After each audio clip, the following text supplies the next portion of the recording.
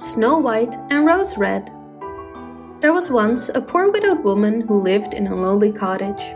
In front of the cottage was a garden where stood 2 rose trees, one of which had white roses and the other red roses. She had 2 children who were like the 2 rose trees, and one was called Snow White and the other Rose Red.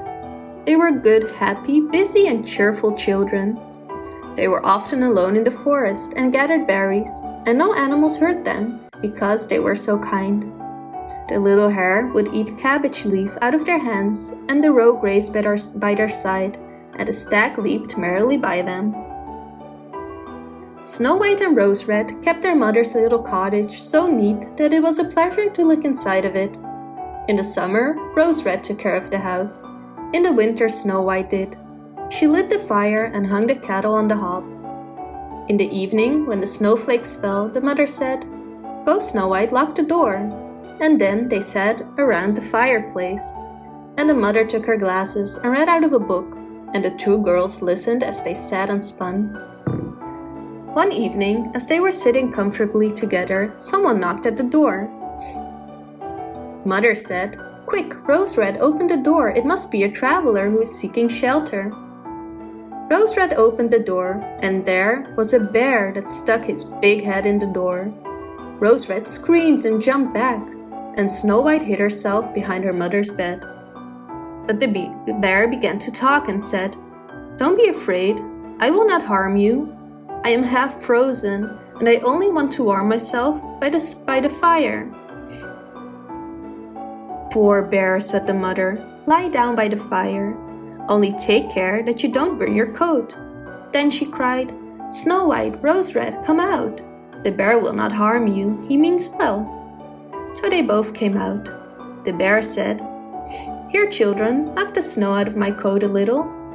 So they brought the broom and swept the bear's fur clean. And he stretched himself by the fire and growled contentedly. And soon the bear became a friend. They tugged his hair with their hands, put their feet upon his back and rolled him around. When it was bedtime and the others went to bed, the mother said to the bear, "You can lie there by the fireplace, and then you will be safe from the cold and the bad weather." In the morning, the 2 girls let the bear out, and he trotted across the snow into the forest. The bear came every evening at the same time, laid himself down by the fireplace, and let the children amuse themselves with him as much as they liked. And they got so used to him that the doors were never locked until their friend had arrived.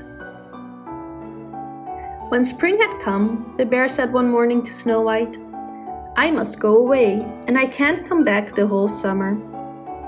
"Where are you going, dear bear?" asked Snow White. "I must go into the forest and guard my treasures from the wicked dwarfs.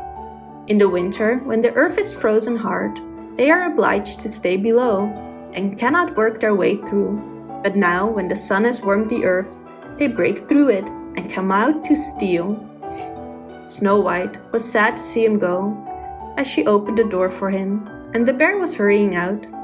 His fur got caught on the door handle, and a piece of his hairy coat was torn off, and it seemed to Snow White as if she had seen gold shining through it, but she was not sure about it. The bear ran away quickly, and soon was out of sight behind the trees.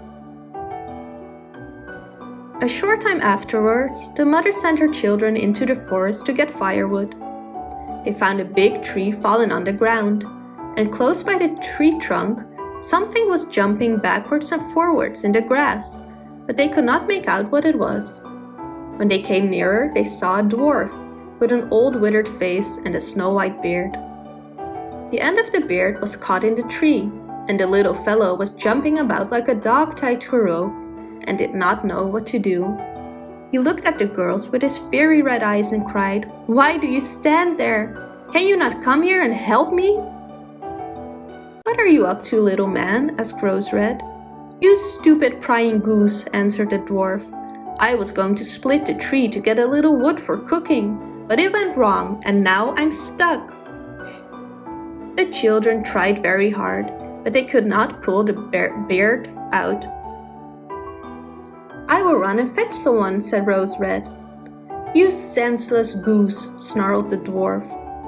"Don't be impatient," said Snow White. "I will help you." And she pulled her scissors out of her pocket and cut off the end of the beard. As soon as the dwarf was free, he grabbed a bag which was full of gold and grumbled to himself, "To cut off a piece of my fine beard! Bad luck to you!" And then he swung the bag upon his back and went off without even once looking back at the children.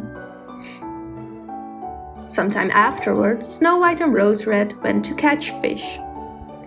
As they came near the brook, they saw something like a large grasshopper jumping towards the water. They ran to it and found it was the dwarf. "Where are you going?" said Rose Red. "You surely don't want to go into the water." "I am not such a fool," cried the dwarf. "Don't you see that the fish wants to pull me in?" The little man had been sitting there fishing, and unluckily the wind had tangled up his beard with the fishing line. A moment later, a big fish made a bite. The fish kept the upper hand and pulled the dwarf towards him. He held on, but it was of little good, for he was forced to follow the movements of the fish and was in urgent danger of being dragged into the water. The girls came just in time. They held him fast and tried to free his beard from the line. There was nothing to do but to bring out the scissors and cut the beard. When the dwarf saw, he screamed out, "Was it not enough to clip off the end of my beard? Now you have cut the best part of it." Then he took out a sack of pearls which lay in the grass, and without another word he dragged it away and disappeared behind a stone. It happened that soon afterwards the mother sent the two children to town. They noticed a large bird hovering in the air. Flying slowly round and round above them, it sank lower and lower, and at last settled near a rock not far away. Immediately they heard a loud cry. They saw with horror that the eagle had seized their old acquaintance, the dwarf, and was going to carry him off. The children grabbed the little man tightly and pulled against the eagle so long that it let go. As soon as the dwarf had recovered from his first fright, he cried with a shrill voice, "Could you not have done it more carefully? You dragged at my brown coat so that it is all torn and full of holes, you clumsy creatures." Then he took up a sack full of his precious stones and slipped away again under the rock. The girls, who by this time were used to his ingratitude, went on their way and did their business in town. On their way back home, they came across the dwarf again, who had laid out all of his precious stones. The evening sun shone upon the brilliant stones. They glittered and sparkled with all colors, so beautifully that the children stood still and stared at them. "Why do you stand there gaping?" cried the dwarf, and his face became red with rage. He was still cursing when a loud growling noise was heard, and a bear came trotting towards them out of the forest. The dwarf sprang up in fright, but he could not reach his cave, for the bear was already close. Then he cried, "Dear Mr. Bear, spare me! I will give you all my treasures. Look, here, the beautiful jewels lying there. Come, take these two girls, for mercy's sake, eat them!" The bear ignored the dwarf and slapped the creature with his paw. The dwarf flew through the air and was never seen again. The girls had run away, but the bear called to them, "Snow White, Rose Red, don't be afraid." Then they recognized his voice and waited. And when he came to them, suddenly his bearskin fell off, and there stood a handsome man, clothed in all gold. "I am a king's son," he said, "and I was bewitched by that wicked dwarf who had stolen my treasures. I had to run about the forest as a savage bear until I was freed." In the end, Snow White married him, and Rose Red married his brother, and they divided between them the great treasure which the dwarf had gathered in his cave. The old mother lived peacefully and happily with her children for many years.